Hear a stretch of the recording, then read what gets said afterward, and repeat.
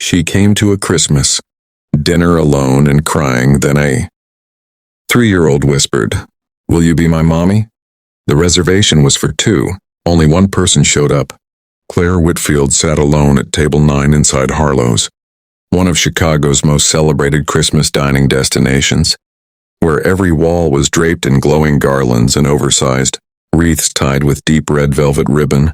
The chandeliers above sparkled like frozen constellations. Soft holiday music drifted through the warm, candlelit air. Something classical, something gentle, the kind of music that made you feel like you were supposed to be happy. All around her, couples leaned close over flickering candles. Families clinked glasses of sparkling cider, and small children pressed their faces toward the twinkling lights with the pure, breathless wonder that only belongs to the very young. Claire stared at her empty plate.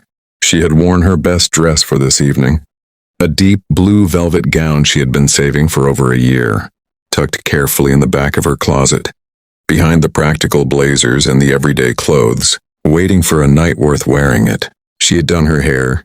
She had arrived 10 minutes early, which was something she almost never did. She had even rehearsed conversation topics, quietly in the back of the Uber on the way over, whispering them to herself, like a nervous student cramming before an exam.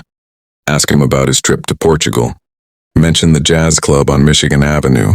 Don't talk about work too much. His name was Derek. They had matched on a dating app 6 weeks ago, right around Thanksgiving. When the city had just begun stringing, its lights in the air had started carrying that particular cold that smells like winter and possibility.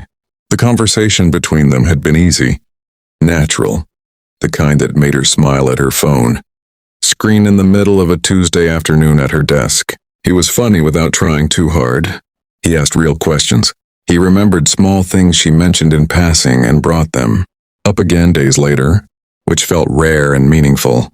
When Derek suggested meeting for Christmas Eve dinner at Harlow's, Claire had felt something bloom quietly in her chest, something she had been careful with for a long time, something she had learned to protect after the last time it had gotten away from her. Hope. Real foolish, wonderful hope. Derek had texted 23 minutes after her arrival. She had been sitting there long enough to finish one glass of water, to decline the bread basket twice, to rearrange her silverware, and to check the door approximately 14 times. The message read, "Something came up. Sorry." That was all. No phone call. No explanation. "No, I'm so sorry. This is unforgivable. Can we reschedule?" Just 5 words in a period, delivered with all the weight of a grocery list. Claire read the message 3 times slowly, as if the words might rearrange themselves into something kinder on the 4th read. They didn't. She set her phone face down on the white tablecloth and felt the familiar, humiliating heat rise steadily behind her eyes. She pressed her lips together. She looked up at the ceiling, at the chandelier, at a fixed point of light above her head. She was not going to cry. She was 31 years old. She was wearing a beautiful dress, and she was absolutely not going to cry in the middle of one of Chicago's finest restaurants on Christmas Eve. She cried anyway. Not loudly, nothing so dramatic as that. Just the quiet kind of crying, the most honest kind. The tears that fall before your pride can catch them. They slipped down her cheeks one at a time, catching the candlelight, betraying everything she had tried so hard to hold together for the past 23 minutes. She pressed 2 fingers beneath her left eye, pretending to rub away a lash. She reached for her purse with her other hand. She would ask for the check. She would be in a cab in 4 minutes. She would be home, in her apartment, in sweatpants, watching something completely mindless on television, and she would be fine. She was always fine. She was reaching for the strap of her purse when a small voice appeared right beside her elbow. "Why are you sad?" Claire turned. Standing next to her chair, so close that Claire was startled she hadn't heard her approach, was a little girl. She was no more than 3 years old, possibly younger, small enough that her chin barely cleared the tabletop. When she stood on her toes to look, she had blonde hair pulled into 2 slightly uneven pigtails, round pink cheeks flushed from the warmth of the restaurant, and the most earnest, searching expression Claire had ever seen on a face that small. She was wearing a cream-colored coat with white fur trim around the collar, the kind of coat that looked like it belonged to a tiny duchess, and she was clutching a handmade knitted teddy, bare tightly against her chest with both arms. She was looking up at Claire with enormous, unblinking blue eyes, waiting, completely unafraid. "Oh." Claire exhaled a surprised, broken little laugh. She wiped her cheek quickly with the back of her hand. "Hi, I'm okay, sweetheart. I'm just a little tired." The little girl tilted her head to one side. She studied Claire's face with the methodical attention of someone who had not yet learned to pretend not to notice things. "You have tears," she said, pointing gently at Claire's face with one small finger. "Yeah," Claire admitted softly. "I do." The little girl appeared to think about this for a moment, genuinely think about it, her small brow furrowing with the weight of the problem. Then, without any further invitation or hesitation, as naturally as if she had done it 1,000 times before, she reached out, grabbed the edge of the empty chair across from Claire, the chair that had been waiting all evening for someone who was never going to come, and climbed up into it. She set her teddy bear carefully on the white tablecloth between them, like a diplomat placing an offering on a negotiating table. "Teddy makes me feel better when I'm sad," she announced. "You can hold him if you want." Claire stared at the small knitted bear sitting in the center of the immaculate tablecloth of one of the finest restaurants in Chicago. Then she looked at this tiny, completely fearless child who had just offered her most treasured possession to a crying stranger. She had known for approximately 45 seconds. Something shifted deep in the center of Claire's chest. Something that had been clenched tight all evening, maybe longer than that, quietly releasing. "Thank you," Claire whispered. She picked up the bear gently, carefully, the way you hold something that belongs to someone else. "What's his name?" The little girl straightened in her chair with great dignity. "Biscuit," she said. "That is the perfect name for a bear." For the first time, the little girl smiled, a wide, gap-toothed, completely uninhibited smile that was so full of light it seemed to compete with every Christmas decoration in the room. "I'm Lily," she said. "I'm Claire. Claire is a really pretty name. So is Lily." This appeared to settle something important. Lily folded her small hands on the table in front of her and looked around the restaurant with quiet satisfaction, as if she had just completed a task she had been sent to do. They sat together in the warm golden glow for a few minutes. The crying woman in the blue velvet dress and the 3-year-old in the fur-trimmed coat. With a bear named Biscuit between them, Lily pointed out the largest wreath on the wall and informed Claire that it was the biggest circle she had ever seen. She asked if the candle on the table was hot. She asked what Claire had ordered for dinner. When Claire said she hadn't ordered yet, Lily recommended the bread, which she described as really, really soft, in a tone that suggested this was the most important thing. Claire would learn all evening, and slowly, without entirely meaning to, Claire stopped wanting to leave. "Lily." The voice came from somewhere just behind Claire, low and slightly out of breath, carrying the unmistakable undertone of a parent who has just spent several frantic minutes searching a crowded, dimly lit restaurant for a small person who moves faster than expected. Claire turned in her chair. A man was making his way between the tables toward them. He was tall, noticeably tall, with dark hair that was slightly disheveled, as if he had been running his hands through it repeatedly. He was dressed in a charcoal blazer over a simple white shirt, no tie, the kind of put together that suggests effort made without wanting it to show.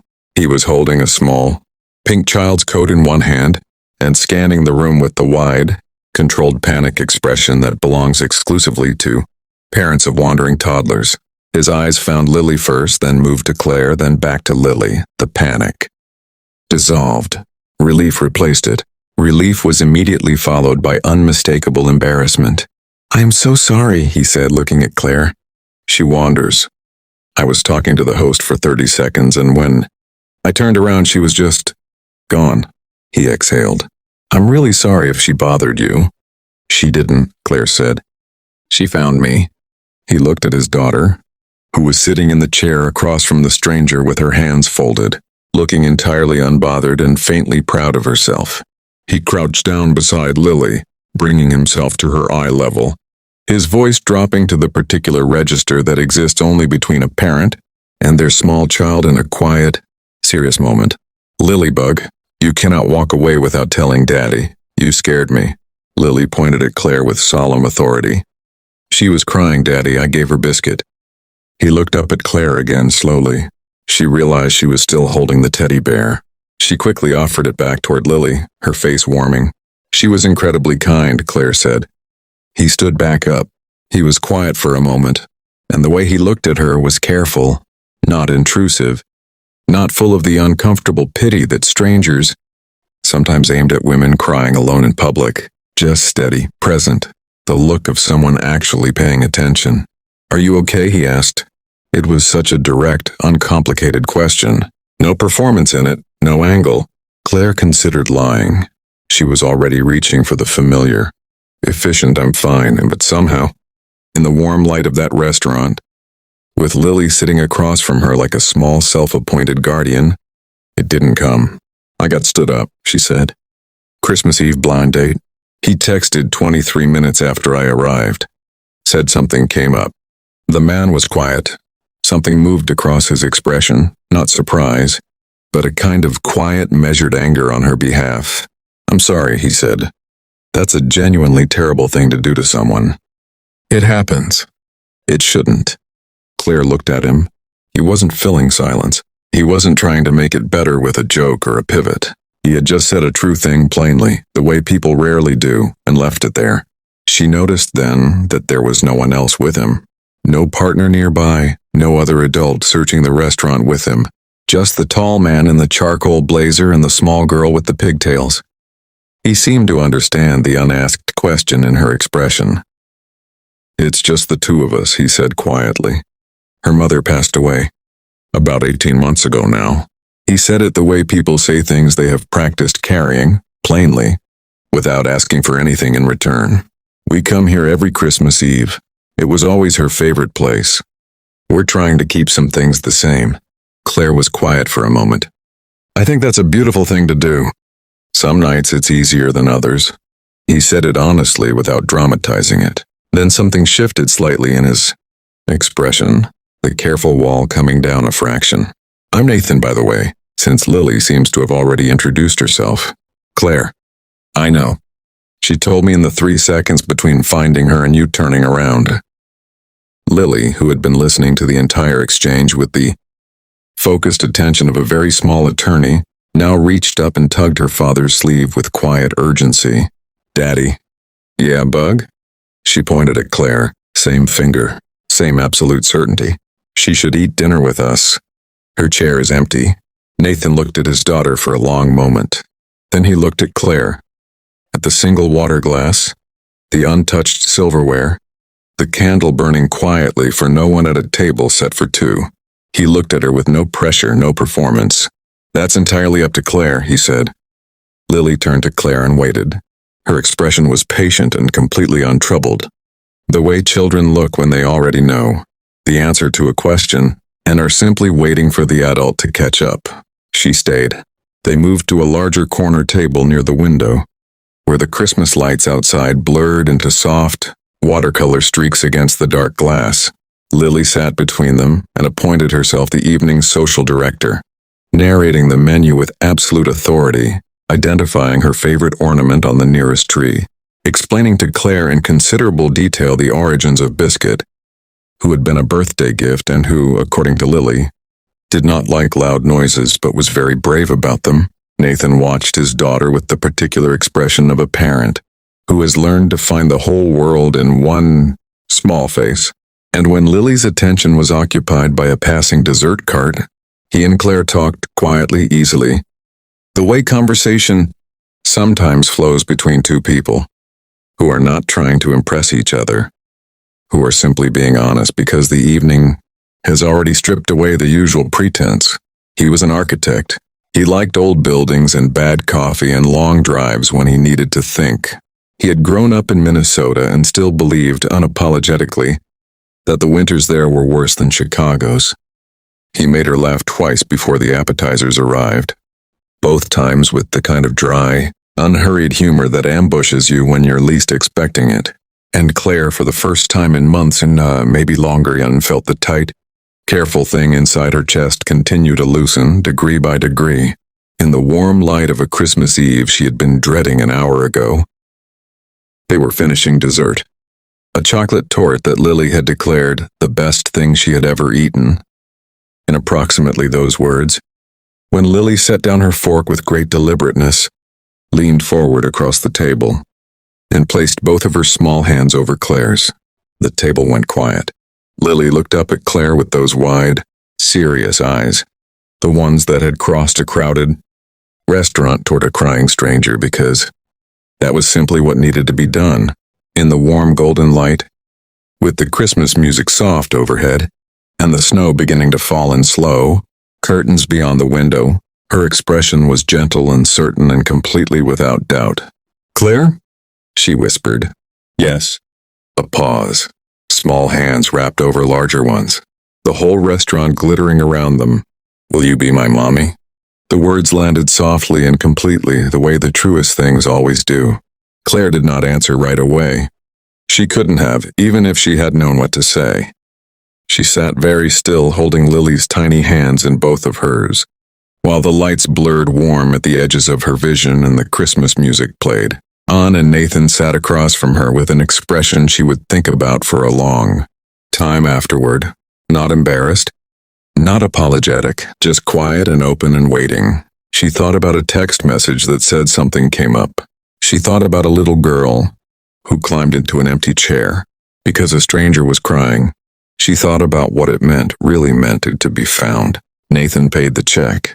He helped Lily into her coat, doing up each button with patient, practiced hands while she talked about the snow outside. When they reached the sidewalk, the city was hushed and glittering, the kind of Christmas Eve that looks exactly like it should. Before they said goodnight, Nathan reached into the inside pocket of his blazer and handed Claire a card. It was a business card, plain white, with his name and number. He had turned it over and written something on the back in careful, unhurried handwriting. Claire read it on the sidewalk after they had walked away. Lily on Nathan's shoulders now, reaching up toward the falling snowflakes with both hands. It said, "Lily would like to have breakfast. So would I, if you're willing." Claire stood in the cold Chicago air, the city bright and quiet around her, the snow settling softly on her shoulders and her hair. She held the small white card in both hands. She was smiling. She put it carefully in her purse next to her phone and walked toward the lights. Some doors close on Christmas Eve, and sometimes a 3-year-old holds a better one open.